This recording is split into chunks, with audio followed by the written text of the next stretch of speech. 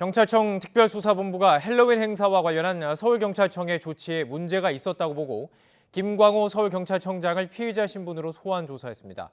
다음 주부터는 행정안전부와 서울시에 대한 본격 수사도 예고해 이른바 윗선 수사에 속도가 붙을 전망입니다. 김다현 기자의 보도입니다. 서울 관내 치안의 총책임자인 김광호 서울경찰청장이 경찰청 특별수사본부에 출석했습니다. 업무상 과실치사상 혐의로 입건돼 피의자 신분으로 조사를 받으러 온 겁니다.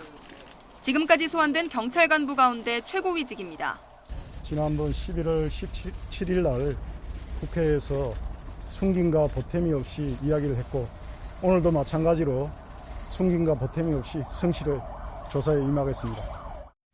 김 청장은 헬로윈 행사가 열리기 전 기동대 투입을 타진하다가 집회 시위로 경력이 부족하다는 보고를 받고 별다른 조치를 하지 않아 사전 대응을 제대로 하지 않았다는 의혹을 받고 있습니다. 기동대 투입을 요청했다는 이임재 전 서울 용산경찰서장과 요청받은 적 없다는 김 청장 사이에 진실 공방이 벌어지기도 했습니다. 김 청장이 참사 발생 1시간 20분가량이 지난 뒤 이 전 서장에게 첫 보고를 받으면서 수습이 늦어지게 한 부분 역시 비판이 집중되는 부분입니다.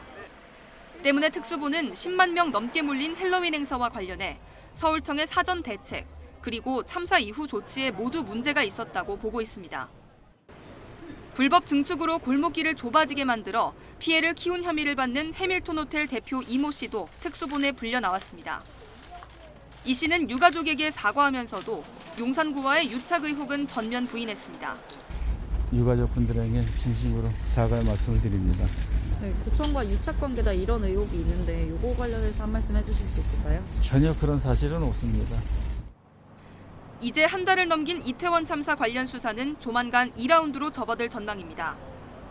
특수부는 다음 주 초까지 경찰의 다른 기관 소속 피의자들에 대한 구속영장 신청을 1차로 마무리하고 이후엔 행정안전부와 서울시에 대한 본격 수사에 나서겠다고 예고했습니다. 앞서 지난달 말 특수부는 유승재 서울 용산구 부구청장 등을 추가 입건하며 수사 범위를 넓혔지만 행안부와 서울시 관계자는 대상에서 빠졌습니다. 경찰의 칼끝이 점점 윗선으로 뻗어가는 가운데 윤익은 경찰청장과 이상민 행안부 장관에 대한 수사가 언제쯤 이루어질지도 관심입니다. YTN 김다현입니다.